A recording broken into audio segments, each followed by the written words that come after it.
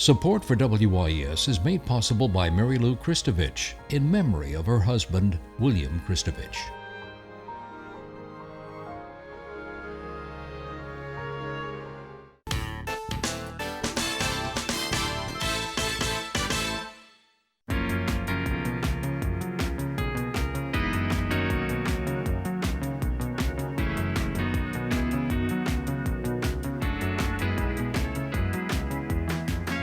Good evening, I'm Peggy Scott Laborde, and welcome to Steppin Out, spotlighting the New Orleans area's arts and entertainment scene. Seated at our table tonight, Clare Moncrief, Managing Director of the New Orleans Shakespeare Festival at Tulane, here to discuss their summer season. Great to see you. Hello, Miss Clare. Hi. Poppy Tooker, host of the WWNO radio program, Louisiana Eats. Hey, Poppy. Hi, Peg. Hello there.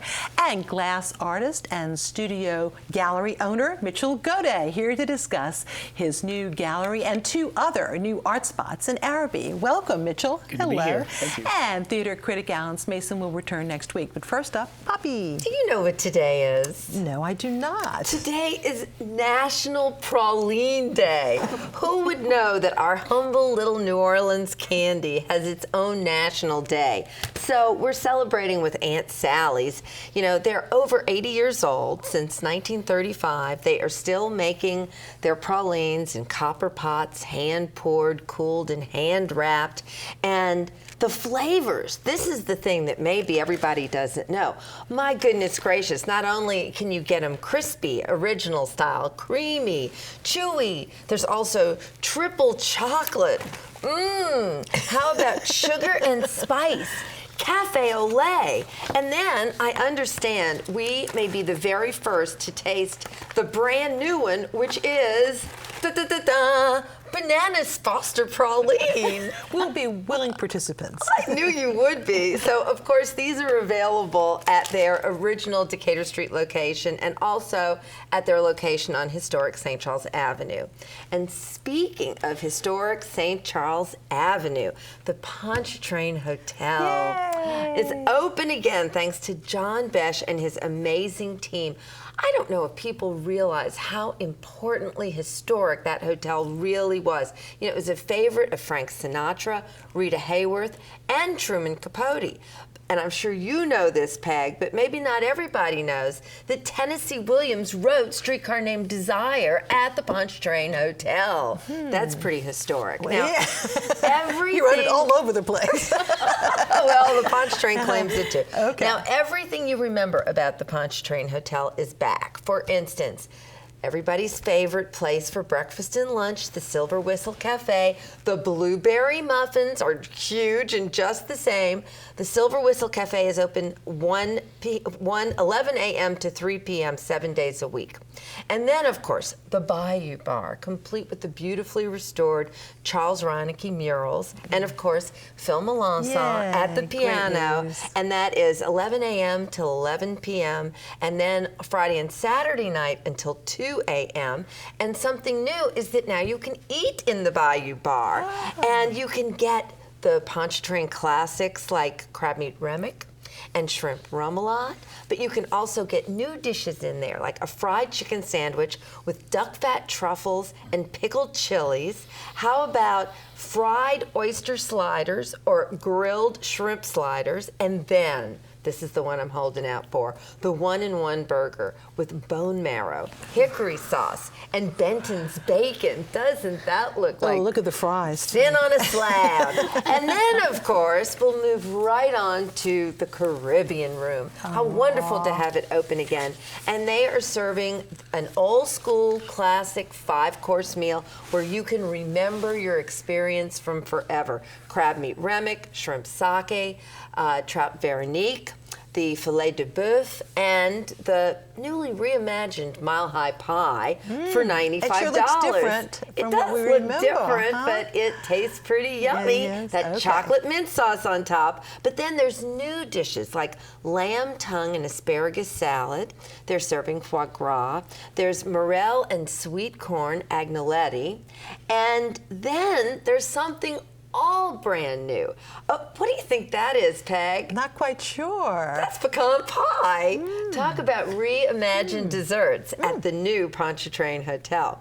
Now, we can make new memories on the rooftop because there is a new bar up there, the Hot Tin Bar. You have a 270-degree view of downtown and the Mississippi River, serving elevated cocktails and an extensive champagne program. And then there's special, for instance, there's some of the cocktails, Blackberry Royale and the Skyliner, and you can have chips with burrata with black truffle and shrimp banh mi sliders. And while we're talking Asian food, let's go kind of uptown to the most unusual location for a restaurant, that little triangular building on Washington Avenue, right where the Toy Center used to be, right? Sure. I think that was a gas station at one time. Well, it is a charming little restaurant called Kin, and they recently slightly changed their identity, and it's a ramen house now. They're focusing on very unusual dumplings, like whoever heard of a beef stroganoff dumpling? They're serving 5 different ramens every day. They have amazing small plates like poached lemon fish with caramelized black salt crust, Brussels sprouts, almond slaw, and pineapple tamarind gazpacho. It's BYOB, and they are open from 11 a.m. until 10 p.m. Tuesday through Saturday. It's really an unusual and interesting place to eat. Great news, of course, especially from that neck of the woods. The Pontchartrain, at least, okay, so we're into June. That's probably going to be the biggest restaurant story of the year. I can't imagine anything else coming down the pike by the end of this year. I It's can't huge. imagine. It's huge. So and we've all exciting. missed it, so, you know. We did, and that rooftop, that's totally another I chance. know, it's So, gorgeous. It's very the place exciting. to be. Very exciting, absolutely. And speaking of the place to be, over at Tulane for a little bit of Shakespeare. Claire, how many years have you been at it? This is our 23rd season. Congratulations. Thank you. Thank you. That's wonderful. So tell us a little bit about the season, and then we have one right now in the works. Well, we that's started on out with a board. huge bang with the first folio of Shakespeare's from the Folger Shakespeare Library and on display on the campus, and a couple of other programs. And then we have now opened the main stage with The Two Gentlemen of Verona. And it will be running for 2 more weeks, 2 more weekends, Thursday through Sunday. And it's just a wonderful comedy about young people and how they mess up in the process of being in love. And we can all sit there and laugh because it isn't us. There's a It was his first play, so it's got a little yes, bit of everything. It Yes, was earliest cross-dressing play. bandits, broken hearts, and a dog that you'll die for. What more could you want? Exactly. Before we go much further, though, let's see a glimpse of Two Gentlemen of Verona.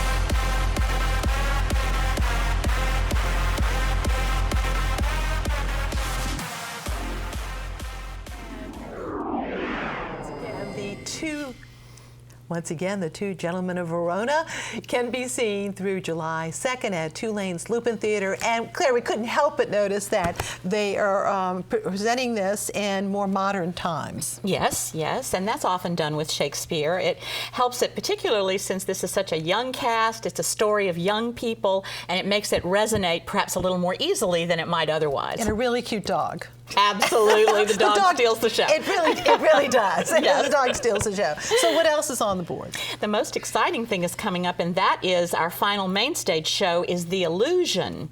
And The Illusion is Tony Kushner's adaptation of a 17th century classic called L'Illusion Comique, forgive my French. It's the story of this desperate father who is trying to find his prodigal son, and to do so, he goes to this mysterious cave in the woods to ask for the help from this reclusive sort of magician. And the problem is that he doesn't know what he's going to find out. It's a love story, but it's also very funny and very poignant, and it has a twist at the end.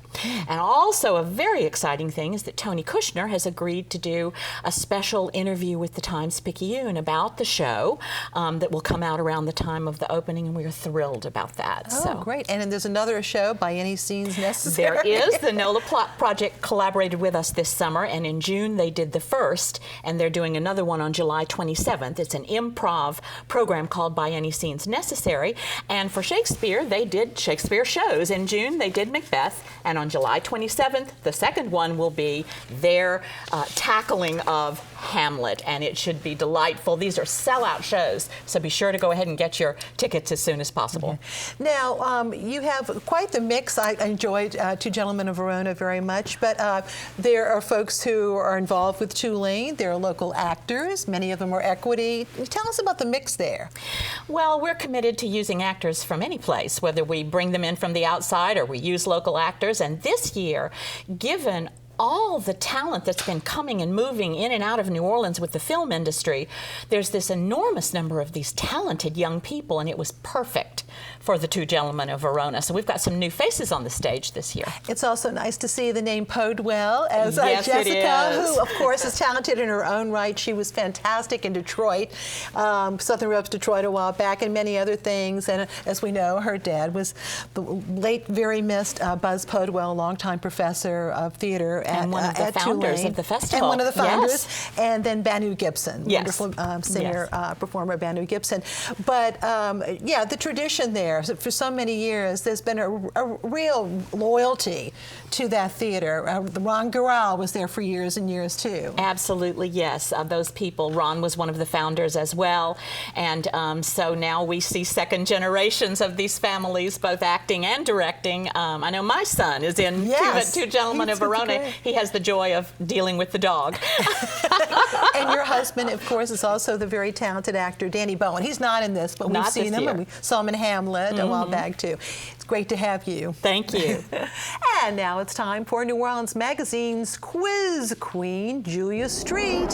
Yes, indeed. She has a question for us.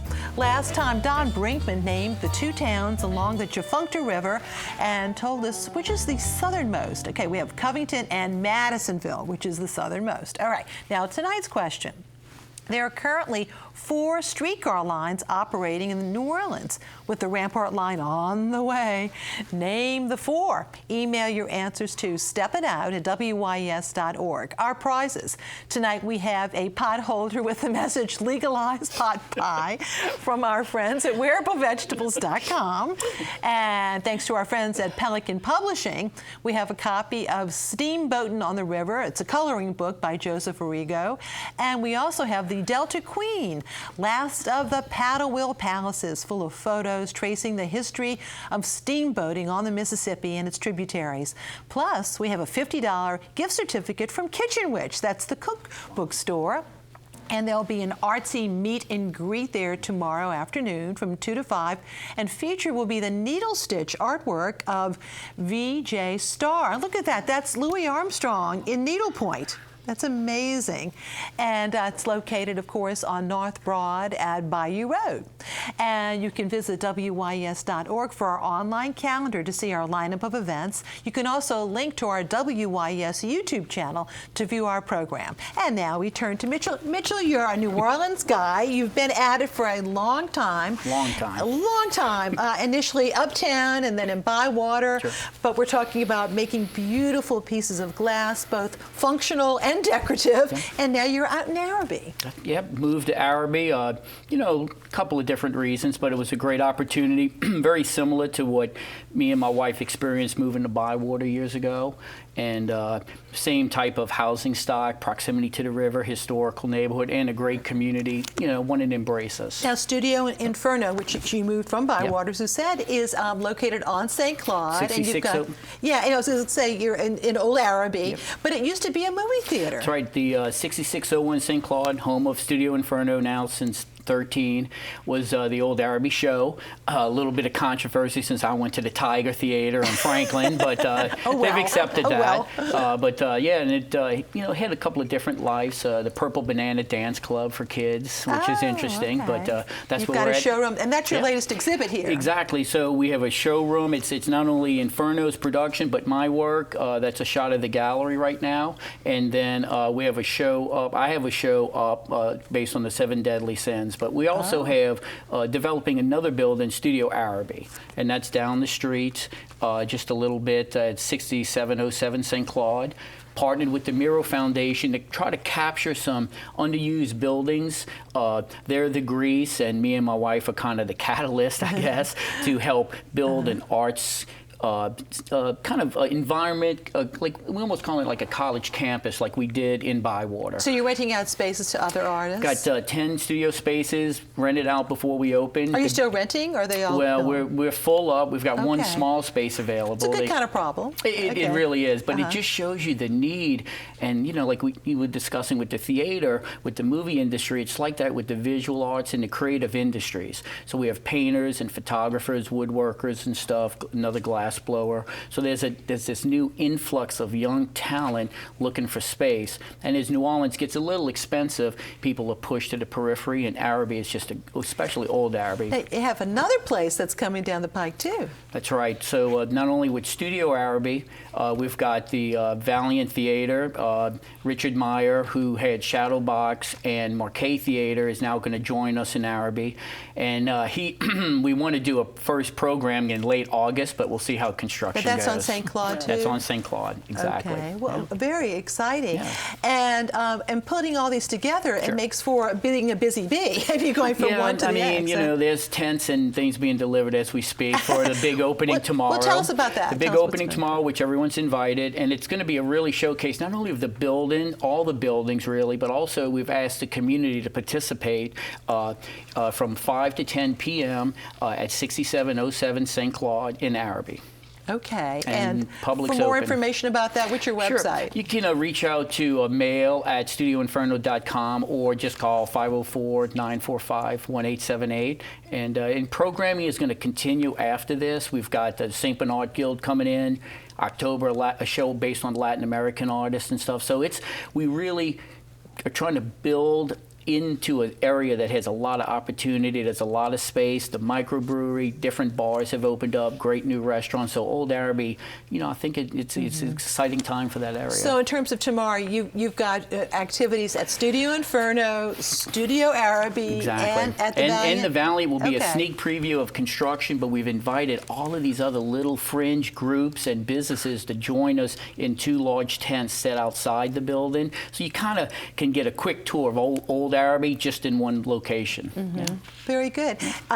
You know, and you talked about the showroom. I've been there, and you can pick up the most beautiful things: water glasses, ornaments, lots of other stuff too. From $10 on up to it's really my reasonable. Overpriced work. You know, I'm sorry, I'm distracted. I'm still thinking of the pralines we're going to eat later. But no, we really wanted to create where a lot of these places you can go and visit a formal gallery, but also see artists doing work. Now, it's hard to believe it, but inside inside that former movie theater, you've got your kilns, too. That's right. Yeah, we're a working glass studio inside Inferno. You know, that's where we do every production item that Inferno makes for the last 2 years. We've been working full stop there. And we encourage people to come see the industry of art making. I mean, people have stereotyped views of what artists do and all, but we want people to see how it's an industry. We employ people. We're an economic engine. The cultural arts, you know, that we employ and that we rent space to are very important to lend identity, like what happened in Bywater and on Julia with the galleries is now going to happen in Arabi. Yeah, I know Luis Colmenares is out there as well. Absolutely. Luis was one of the pioneers. Barry Lemoyne with Shine Production. These were early pioneers down there, and you know, we're just piling in on it, you know, and it's in the community, and even the administration has been incredibly you know, helpful in facilitating So this. once again, studioinferno.com. Studio Inferno, mail at studioinferno.com. There's Facebook. I don't know how to use it, but we're on that too. And, you know, but just come by. We can find Please you. visit. Thank you very much. Oh, thank you. And over the next few months, we are going to present some area artist profiles in their own words. Tonight, we are featuring Louisiana native Campbell Hutchinson, a retired attorney. He has long been a full-time artist who focuses on the figurative, as you'll soon see.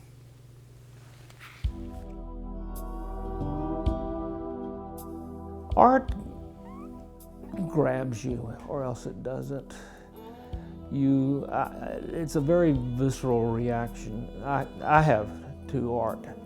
To tell you what it is, it's something in the gut. Someone sees a painting of mine and says what they like about it that reminds them of something. That always thrills me because I feel like I've reached that person. And not so much of a message, but a feeling. I've lived in Louisiana all my life. I was born and raised in North Louisiana. I love the countryside. A lot of the animals I know, I think, trace back to my early years. I painted a number of pictures with a string of cows in front of a fence because I've seen so many like that, and they don't want to be fenced in. They want to get out. They want to break that fence down. And animals are very much like people, and they have the same traits and manifestations, and I feel like I'm trying to find the character in that animal or that person.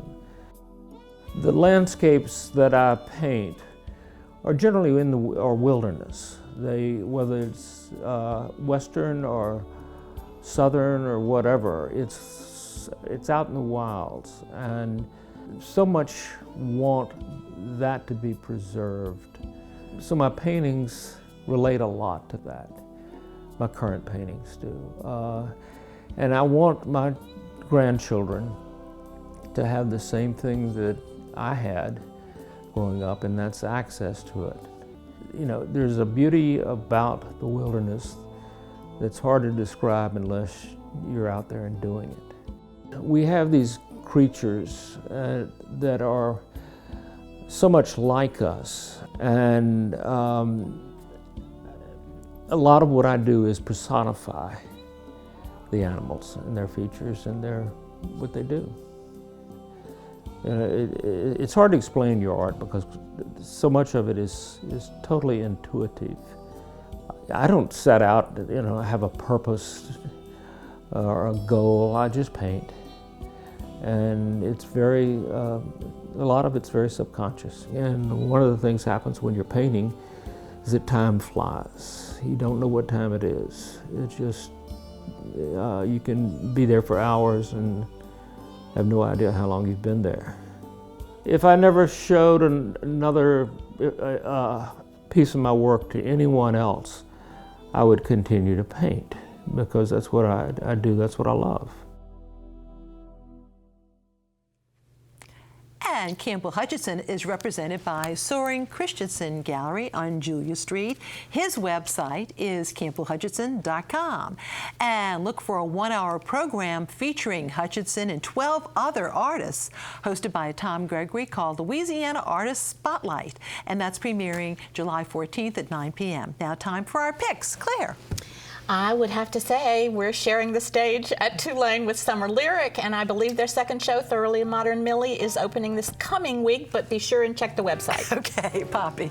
Well, if you're longing for a trip to the islands, Tuesday night, go to Cafe B, where they'll be serving a 4-course cocktail-paired tiki dinner for just $65. Ooh, that sounds like so much fun. Like a luau. Yes.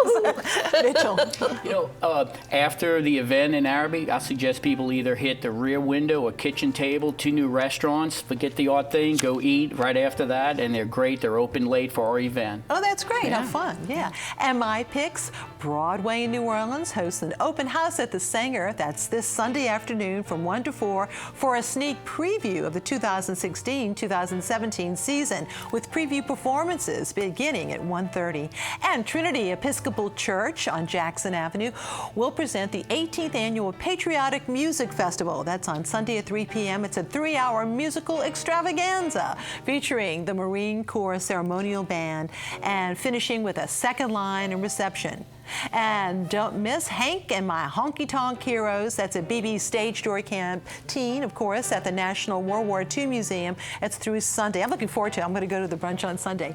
And here is a photo of Bunny Love, Justin Wellborn, and Kimberly Kay all starring in the new play, The Killing of a Lesbian Bookie, and that's at the theater at St. Claude through July 3rd. Alan asked me to share that this show, which is by Jim Fitzmaurice, it's some of his best dialogue played on stage with exquisite and exacting precision by 3 fantastic actors. And he says, do not miss this adult homage to the movies and the gangster films in particular. And it will play at this theater the remainder of this weekend and closing next week at the theater at St. Claude. And of course, that's a reference to a Ben Gazzara movie way back when, Confessions of a Bookie. So anyway, thank you all very much. Good to see you. Good night.